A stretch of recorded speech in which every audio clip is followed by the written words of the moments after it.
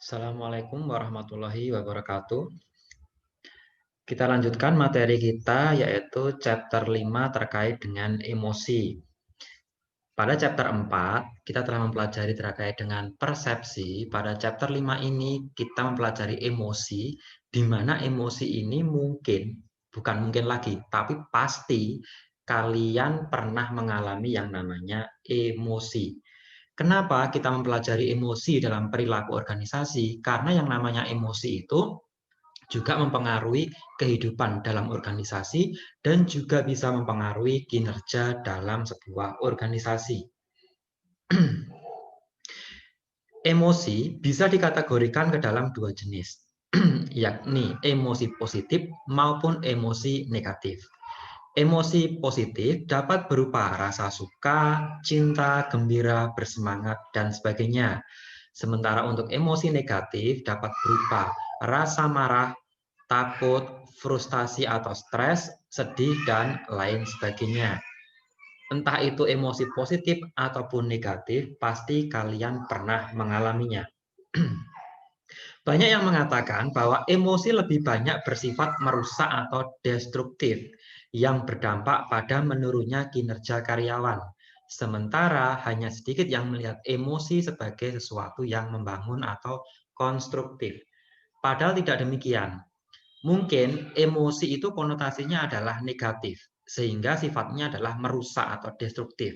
Padahal kita tahu sendiri ada juga emosi positif seperti rasa bahagia, bersemangat, rasa cinta. Lah, dalam perilaku organisasi, bagaimana emosi-emosi positif ini bisa dimanfaatkan untuk mendorong kinerja, sementara emosi-emosi negatif tersebut bisa dikelola, bisa dimanage agar tidak memberikan dampak yang buruk terhadap kinerja karyawan.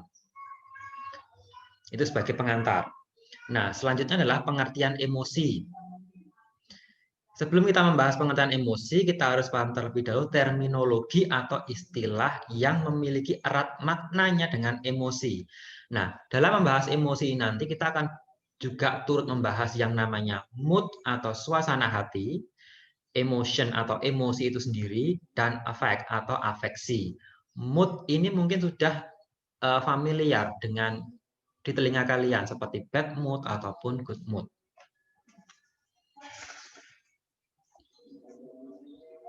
Mood adalah suasana hati.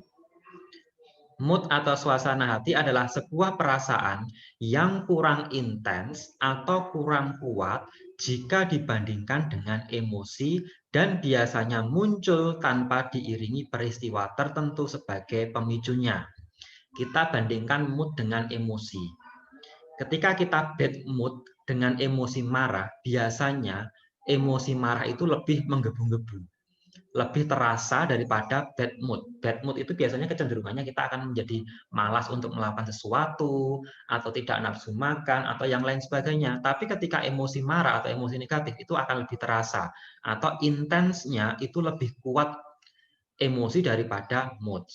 Sementara emotion atau emosi adalah perasaan kuat atau intens yang kuat yang diarahkan pada seseorang atau objek tertentu. Nah, ini tadi lawannya dari mood. Emosi lebih kuat dibandingkan dengan mood dari sisi intens. Sementara untuk afek atau afeksi adalah istilah yang mencakup kisaran yang luas dari perasaan seseorang yang meliputi emosi dan suasana hati. Jadi afek ini, emosi dan mood adalah bagian dari afek. Afek ini lebih luas. Menurut Robin dan Judge, emosi adalah, nah ini kita bahas mengenai definisi emosi. Menurut Robin dan Judge, tadi adalah sebagai pengantar kata terkait dengan emosi itu bahwa ketika kita membahas emosi itu tidak bisa terlepas dari yang namanya affect dan mood. Sekarang kita bahas terkait dengan definisi emosi itu apa. Robin dan Jus tahun 2016 mengatakan bahwa emosi adalah reaksi pada seseorang atau pada peristiwa tertentu. Artinya apa? Emosi itu bisa dikatakan sebagai suatu tanggapan, reaksi. Sementara suasana hati sebaliknya tidak diarahkan pada objek atau peristiwa tertentu.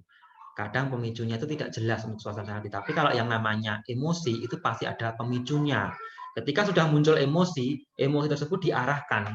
Misalkan kita marah kepada teman kita berbuat salah, berarti pemicunya adalah teman kita. Kemudian emosi tersebut diarahkan kepada siapa? Ya kepada teman kita.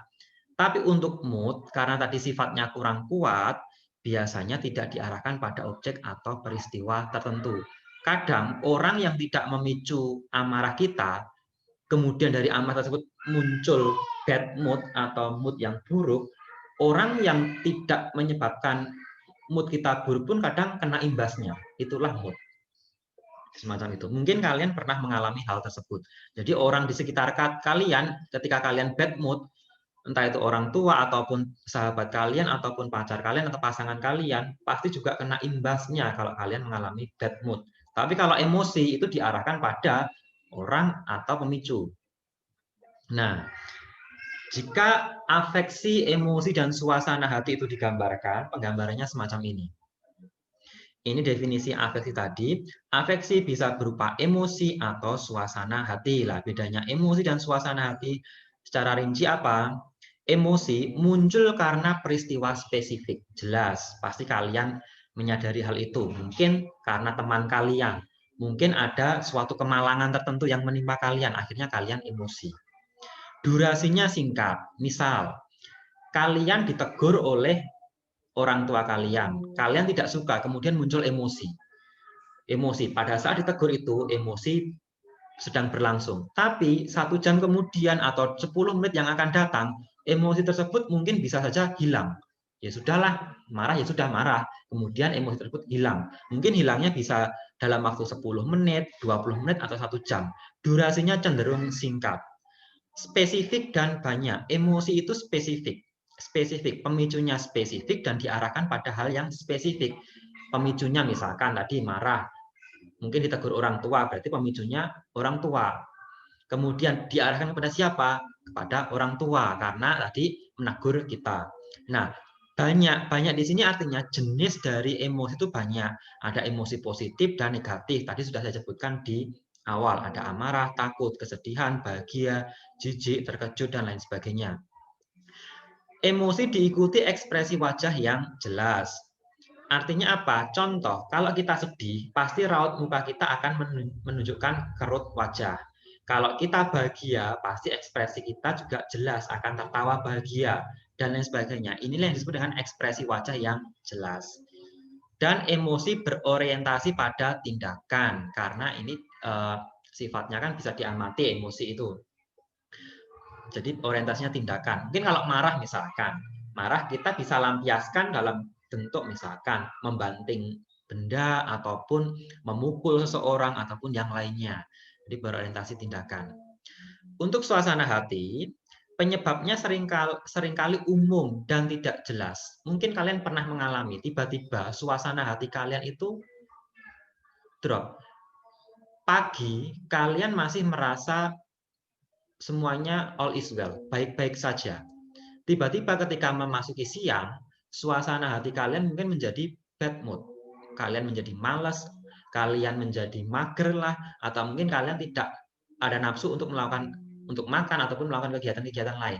Nah, inilah penyebabnya seringkali umum dan tidak jelas.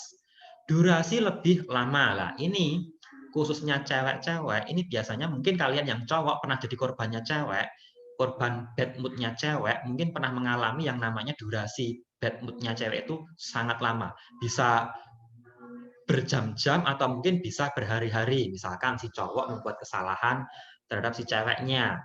Si cewek marah, kemudian si cowok minta maaf. Lah, padahal si cewek ini sudah memaafkan kesalahan si cowok, tapi bad mood yang dialami oleh si cewek ini bisa berlangsung sampai berhari-hari bahkan berminggu-minggu. Mungkin para cowok mungkin pernah mengalami menjadi korban hal ini. Durasi suasana hati yang lama. Suasana ini bersifat lebih umum. Dua dimensinya adalah afeksi positif dan negatif yang dirangkai emosi spesifik. Ini penjelasannya sama seperti yang di atas tadi.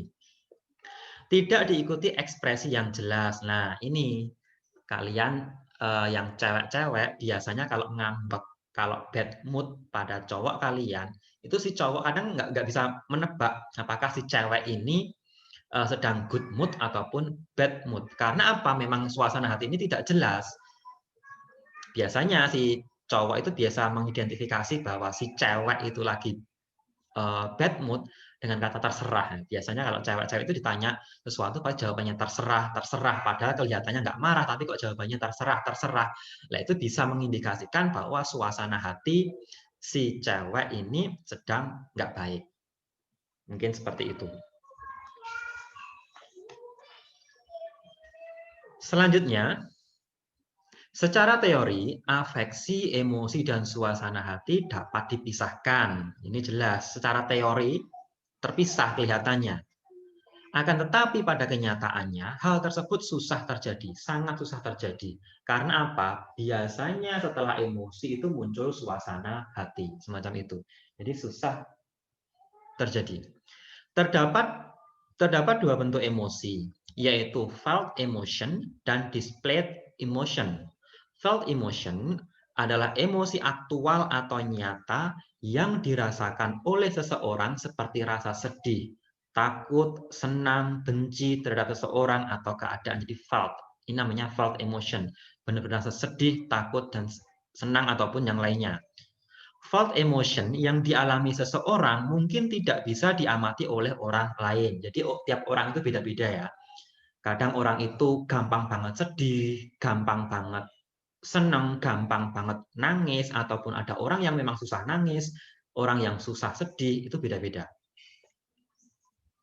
Hal ini bergantung dari pembawaan seseorang saat mengalami emosi tersebut. Itu penjelasannya tadi. Selanjutnya ada displayed emotion, merupakan emosi yang terlihat atau tampak, display, ditampilkan, ditampakkan, emosi tersebut tampak. Kadang ada orang yang emosi tapi masih dipendamnya, masih dipendam, belum ditampakkan. Nah, setelah ditampakkan berarti dia akan masuk dalam kategori displayed emotion, marah, marahnya menggebu-gebu, kemudian raut wajahnya berubah, kemudian perilakunya juga berubah, itu bisa menjadi displayed emotion. Selanjutnya, kita lanjutkan ke poin B, yaitu sifat dari emosi. Di sini ada pendapat dari Greenberg dan Baron yang menyebutkan ada 4 sifat dasar emosi. Yang pertama, emosi selalu memiliki objek. Objek dalam hal ini bisa berupa sesuatu atau seseorang yang bertindak sebagai pemicu emosi. Mungkin kalian pernah mengalami, kalian tiba-tiba merasa marah, merasa senang, atau emosi. Pemicunya bisa jadi dari teman kalian, atau orang-orang di sekitar kalian, atau berita buruk misalkan, atau berita bahagia. Nah, itu adalah pemicu atau objek dari emosi. Yang kedua, terdapat 6 kategori emosi menurut para ahli, yaitu ini meskipun banyak, tapi kategori utama dari emosi ini ada 6 ini, yaitu anger atau kemarahan, fear, ketakutan, joy, kesenangan, love, cinta, sadness, kesedihan, dan surprise atau terkejut. Ini kategori emosi utama menurut para ahli, meskipun nanti turunannya banyak sekali. Yang ketiga, ekspresi emosi utama bersifat universal. Artinya apa? Dimanapun di dunia ini, yang namanya orang emosinya marah pasti akan menunjukkan wajah cemberut. Nggak mungkin orang marah itu akan tersenyum bahagia, tersenyum lebar. Itu nggak mungkin. Kecuali kalau dia memanipulasi sifat ataupun suasana hati yang ada dalam dirinya. Ini kondisi khusus ya, memanipulasi sepanjang ini. Nah, kita bahas di pertemuan yang akan datang. Nanti ada manipulasi. Nah, dimanapun yang namanya orang bahagia itu juga pasti akan senang, akan tersenyum, akan tertawa lebar. Nggak mungkin orang bahagia itu mereka nangis terseduh-seduh kecuali tangis bahagia, ya itu beda lagi. Mereka nangis sedih, orang bahagia kok malah memukul temannya ataupun membanting benda dengan emosi negatif, itu tidak akan mungkin. Artinya sama, di dunia ini sama, ekspresinya sama. Itu disebut dengan universal. Yang keempat, sifat dari emosi yang keempat adalah budaya memengaruhi emosi. Memang ada beberapa budaya di mana kita tidak boleh menampakkan emosi kita. Contoh, budaya orang Solo, budaya orang Jawa, itu budayanya kan lemah lembut, halus, halus. Mereka kalau marah itu tidaklah etis, tidaklah sesuai dengan norma mereka kalau harus menunjukkan marah mereka di muka umum. Itu tidak etis. Contohnya semacam itu. Ya, cukup jelas ya terkait dengan emosi. Nah, dari emosi kita bergerak ke suasana hati. Tadi poin B terkait dengan sifat emosi, sekarang poin C adalah sifat suasana hati. Nah, berbicara mengenai suasana hati, kita juga tidak bisa terlepas dari yang namanya emosi. Ketika kita berbicara mengenai emosi, maka kita harus mengklasifikasikan apakah emosi tersebut positif atau negatif dan tidak bisa netral. Tidak ada emosi netral. Karena emosi yang netral adalah non-emosional. Saat kita mengklasifikasikan emosi menjadi positif dan negatif, maka emosi akan menjadi suasana hati. Karena kita melihatnya secara lebih umum dibandingkan mengisolasi satu emosi tertentu. Nah, penjelasannya bagaimana? Nah, gambarnya semacam ini. Struktur suasana hati menurut Robin dan Schutz. Di sini ada afeksi negatif tinggi, afeksi positif tinggi, afeksi positif rendah, dan afeksi negatif rendah. Afeksi negatif rendah, afeksi yang paling rendah, yang negatif, itu adalah lesu, tidak bersemangat. Lesu, lesu, rendah, rendah, rendah, kemudian naik, naik, naik menjadi bosan. Bosan tersebut akan naik lagi ke arah yang lebih tinggi. Bosan menimbulkan depresi, depresi menimbulkan rasa sedih menimbulkan rasa kecewa, kecewa menimbulkan stres, stres kemudian gugup, kemudian tegang. Tingkat tertingginya adalah tegang ini. Nah, makanya bahaya ini kalau misalnya tegang ini biasanya sampai menyebabkan penyakit stroke. Dari stres, kenapa bisa stroke ya? Karena tegang ini. Dia mengalami ketegangan yang tinggi. Nah, untuk yang positif, ini garisnya pembatas ya antara negatif dengan positif.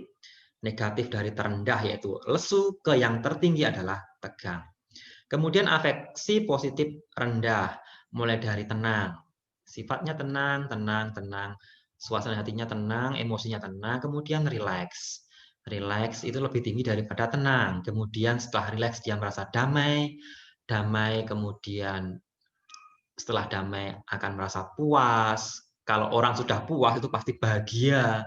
Nah, kalau bahagia, lebih bahagia lagi namanya gembira. Kalau orang sudah gembira itu pasti bersemangat dan kemudian ada waspada di sini. Itulah struktur suasana hati.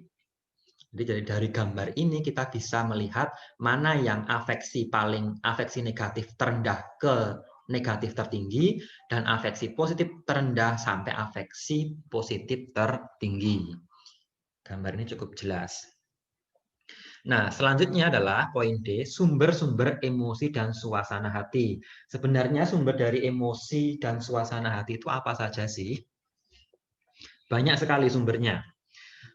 Yang pertama adalah kepribadian. Nah, kepribadian dalam hal ini dikaitkan dengan intensitas afeksi individu. Orang, bentar, maknanya setiap individu memiliki pengalaman emosi yang berbeda-beda. Orang yang mengalami intensitas afeksi emosi positif atau negatif yang mendalam, ketika mereka sedih, maka orang tersebut akan benar-benar sedih. Sementara ketika mereka bahagia, mereka akan benar-benar bahagia. Mungkin kalian pernah mengalami ya, punya teman ataupun diri kalian sendiri.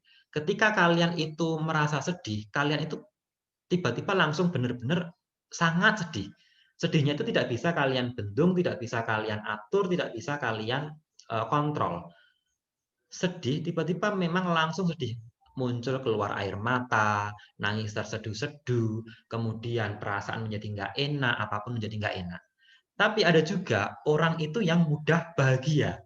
Dia baru diberi kejutan sedikit, baru diberi surprise sedikit, dia itu luar biasanya sudah sangat ibaratnya di luar jangkauan kita.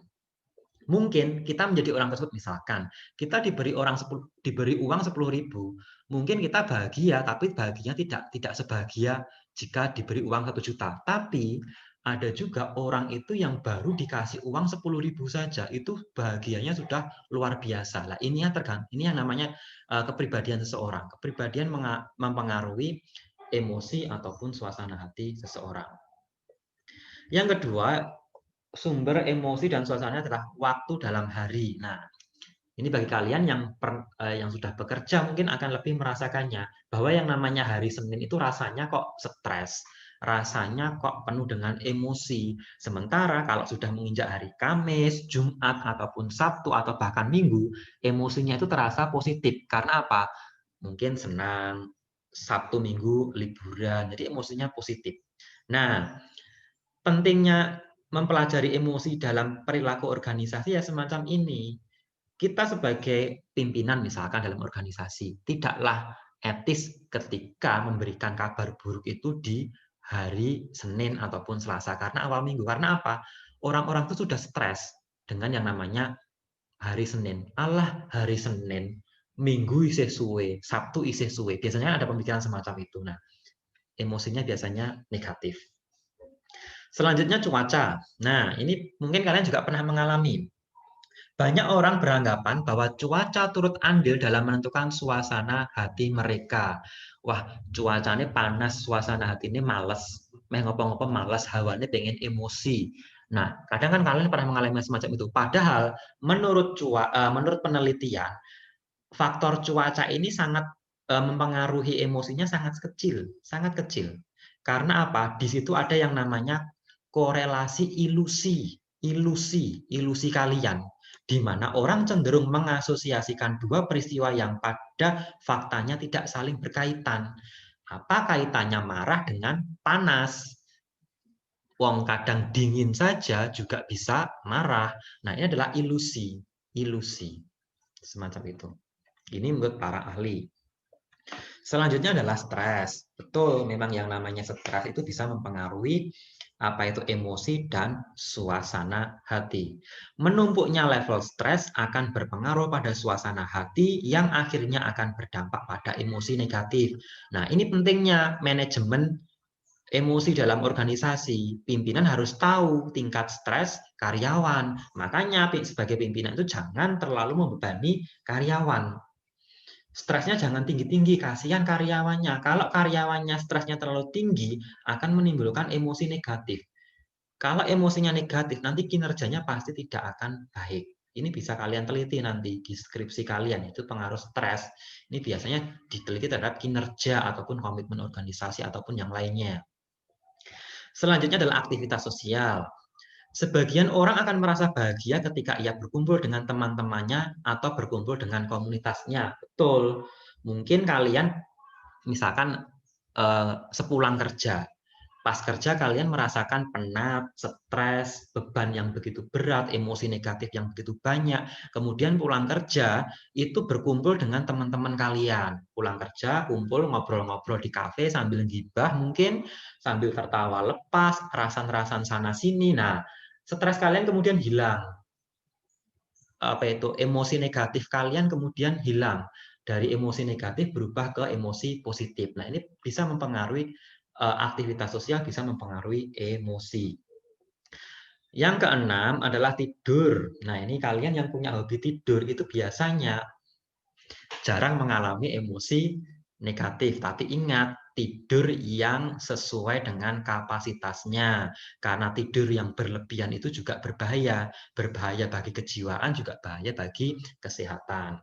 Orang yang memiliki waktu tidur yang cukup, nah ini cukup ya, cukup, tidak kurang, tidak berlebihan, akan memiliki kondisi fisik yang lebih baik dan bugar.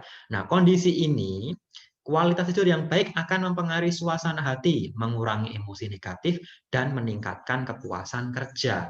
Makanya orang kalau misalkan stres, itu ya jalan keluarnya bisa jadi untuk mengurangi stres, mereka bisa aktivitas sosial ini juga dengan tidur yang cukup. Itu bisa meredam stres, kelelahan, dan emosi negatifnya. Itulah manfaat dari tidur. Tidurlah yang cukup. Jangan begadang ya. Selanjutnya adalah olahraga. Nah, kalian yang hobi olahraga ini ada manfaatnya. Manfaat terhadap emosi. Mungkin ada yang suka lari, ada yang suka sepak bola, badminton, ataupun yang lain sebagainya. Riset menunjukkan bahwa olahraga dapat memperbaiki suasana hati seseorang. Jelas, karena yang namanya olahraga ketika orang berkeringat itu akan mengeluarkan hormon. Hormon yang bisa menurunkan ketegangan emosional, ketegangan otot juga. Kalau nggak salah namanya endorfin. Ini sifatnya seperti kayak kalau kali terlihat orang-orang, kenapa sih orang-orang itu apa itu mengkonsumsi obat-obatan terlarang agar supaya rileks seperti narkoba ataupun sabu-sabu ataupun yang lainnya untuk mendapatkan rasa rileks. Sebenarnya tidak perlu mengkonsumsi obat-obatan semacam itu. Dengan olahraga saja, tubuh kalian secara alami itu akan mengeluarkan hormon yang bisa membuat kalian rileks. Ini bagi kalian yang pernah mengalami, kenapa sih habis olahraga itu meskipun tubuhnya capek, tapi tubuh bisa terasa lebih enteng, pikiran lebih enteng, dan lebih ringan. Nah, karena ini, efek ini. Yang kedelapan adalah usia. Nah, studi menunjukkan bahwa orang itu semakin tua, semakin bertambah usianya, emosi negatifnya semakin berkurang. Dan emosi positifnya semakin bertambah. Karena apa? Mungkin bisa jadi karena faktor kedewasaan. Orang semakin dewasa itu harusnya jarang marah, jarang ngambek, ataupun mungkin emosi negatifnya berkurang. Harusnya, lazimnya. Nggak tahu kalau misalkan, karena tadi faktor kepribadian orang kan juga beda-beda. Itu bisa jadi semakin tua tapi kok malah tambah sering marah-marah, lah itu mungkin ada faktor khususnya, faktor tertentu. Temperamental misalkan, itu kan faktor tertentu dari seseorang yang mengakibatkan emosinya tidak terkontrol ataupun tidak terkendali. Yang kesembilan, jenis kelamin. Bukti menunjukkan bahwa wanita, nah ini para wanita, para kaum Adam, lebih ekspresif secara emosional daripada laki-laki. Wanita mengalami emosi lebih intens, cenderung berada pada emosi tertentu lebih lama. Nah, cenderung berada pada emosi lebih lama, dan sering menampilkan emosi positif maupun negatif kecuali amarah. Nah, ini bagi kalian kaum Adam, cowok-cowok, kalau wanita atau cewek itu cenderung berada pada emosi tertentu lebih lama, ya wajar, kalian harus sabar. Karena memang kecenderungan jenis kelamin cewek itu memang seperti itu. Dan sering menampilkan emosi positif ataupun negatif, kecuali amarah. Artinya apa? Jarang cewek itu menampilkan emosi amarah. Makanya ketika kalau kadang tuh cewek itu susah ditebak amarahnya. Ya itu tadi seperti yang saya bilang di awal tadi, kalau sudah kata-katanya sudah bilang terserah, terserah, terserah, padahal dia tidak menunjukkan raut marah. Nah, kalian sebagai kaum Adam itu harusnya bisa menebak bahwa sebenarnya si cewek ini sedang marah, tapi tidak ditunjukkan semacam itu. Jadi kalian yang cowok-cowok mungkin harus lebih take care kepada cewek ketika sedang marah. Tapi kalian sebagai cewek-cewek juga nggak boleh menguji kesabaran kaum Adam. Meskipun kalian memiliki kecenderungan marah yang lebih lama, tapi ingat, marah itu juga tidak baik. Marah lama-lama itu tidak baik. Kalau kata orang Jawa, ojo seneng marah, ojo seneng nesu, tak marahi mati. Nah, semacam itu. Nanti kalau kalian cepat mati, nanti yang kaum Adam bisa cari cewek lagi, semacam itu. Intermezzo ya. Ini pesan untuk kaum Hawa agar tidak gampang marah. Selanjutnya yaitu dimensi emosi. Dimensi emosi ini nanti ada 4. Ini hampir sama seperti yang tadi. Nanti bisa kalian baca sendiri. Ada 3, maaf, ada 3. Yaitu ada variasi, intensitas, frekuensi, dan durasi. Nanti bisa kalian baca sendiri. Saya akan langsung ke F, yaitu kecerdasan emosional atau emotional intelligence. Mungkin kalian pernah dengar yang namanya kecerdasan emosional, emotional intelligence. Ada juga kecerdasan spiritual, ada juga kecerdasan intelektual. Nah, saya pernah melihat sebuah video, ada yang mengatakan bahwa kecerdasan intelektual atau kecerdasan berpikir kalian itu hanya akan mempengaruhi 20% dari kesuksesan kalian. Artinya apa? Kalian yang merasa pintar, kalian yang merasa jenius, ataupun bisa mengerjakan sesuatu, pandai mengerjakan sesuatu, jangan bangga dulu. Karena itu hanya 20% saja dalam menentukan kesuksesan kalian. Nah, faktor lain yang berpengaruh lebih besar itu apa? Ada yang lebih besar, yaitu emotional intelligence dan spiritual intelligence. Pada bagian F ini, pada bagian emosi ini, kita hanya membahas mengenai emotional intelligence saja. Ini sangat penting. Kenapa kecerdasan emosi itu penting? Nah, Max Shen dan von Glino mendefinisikan kecerdasan emosional sebagai kumpulan kemampuan untuk merasakan dan menyatakan emosi. Kemampuan untuk merasakan dan menyatakan emosi, mengasimilasi emosi dalam berpikir, memahami dan alasan terjadinya emosi, dan menghubungkan emosi dalam diri sendiri dan orang lain. Lebih susah kan yang namanya kecerdasan emosional ini? Makanya kecerdasan emosional ini turut sangat lebih besar pengaruhnya dalam kesuksesan kalian dibandingkan dengan kecerdasan intelektual. Karena emang ini tingkatannya lebih susah. Nah, gambarnya semacam ini. Kecerdasan emosional itu model alur kecerdasan emosional, ada kehati-hatian. Kemudian menilai emosi dalam diri dan orang lain, melibatkan menilai orang lain juga. Susah ini. Kemudian ada kognitif, memahami makna dari emosi, memaknai emosi. Emosiku gimana sih? Negatif atau positif? Kalau negatif harusnya bagaimana? Dampaknya seperti apa? Stabilitas emosional, bisa mengatur emosi. Nah, ini susah sekali. Orang yang namanya orang itu bisa jadi mampu mengendalikan organisasi, mampu mengendalikan suatu negara, mampu mengendalikan suatu masyarakat, tapi belum tentu orang tersebut mampu mengendalikan emosi dirinya sendiri. Itulah kenapa emotional intelligence itu sangat susah, dan ini turut mempengaruhi kesuksesan seorang, bahkan lebih besar daripada intellectual intelligence. Nah,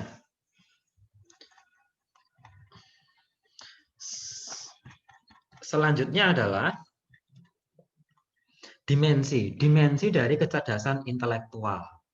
Kecerdasan apa itu emosional maksud saya.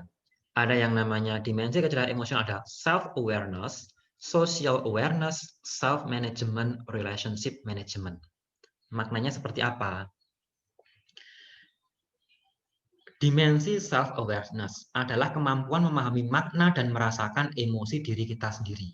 Kalau kita sudah memiliki kecerdasan emosional, yang paling rendah, yang paling pertama kita rasakan, kita bisa merasakan emosi diri kita sendiri. Nah, setelah itu, setelah kita merasakan emosi diri kita sendiri, ada self-management, kemampuan mengelola emosi diri kita sendiri.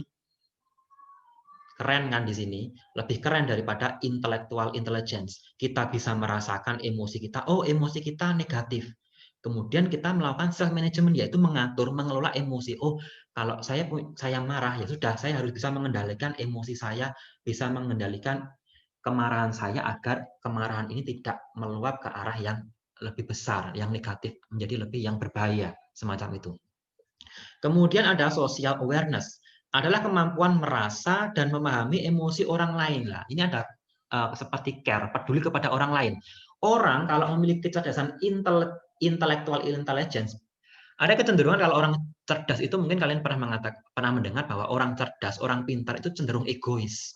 Cenderung egois, susah untuk bekerja sama dengan orang lain. Karena apa? Mereka kurang sekali yang namanya social awareness. Makanya kalian kalau merasa pintar, itu jangan sombong dulu. Kalau kalian sombong, berarti kalian sombong tidak terhadap lingkungan, berarti bisa jadi emotional intelligence kalian itu rendah. Semacam itu. Yang keempat adalah relation management, adalah hal yang menyangkut pengelolaan emosi orang lain. Hal ini berkaitan dengan kemampuan kita dalam mempengaruhi emosi orang lain. Lah, inilah letak kecerdasan orang yang memiliki kecerdasan emosional itu di sini, yaitu bahkan mereka bisa mengendalikan, bisa mengetahui emosi mereka sendiri, bisa mengatur emosi mereka sendiri, kemudian mereka juga peduli dan memahami emosi orang lain, kemudian dia juga bisa mempengaruhi emosi orang lain. Misalkan teman kalian sedih, kalian ketika memiliki emotional intelligence, kalian bisa mempengaruhi emosi teman kalian menjadi bahagia, menjadi gembira, semacam itu. Itulah kehebatan dari emotional intelligence jika dibandingkan dengan intellectual intelligence, semacam itu. Oke, itu tadi penjelasan singkat dari saya terkait dengan chapter 5 yaitu emosi. Pesan saya, hati-hati dengan emosi. Kelola emosi kalian dengan baik dan ingat, jangan hanya mengandalkan intellectual intelligence, tapi juga kalian perlu mengelola yang namanya emotional intelligence. Kurang lebihnya mohon maaf, jika ada salah kurangnya mohon maaf. Sekian penjelasan dari saya. Assalamualaikum warahmatullahi wabarakatuh.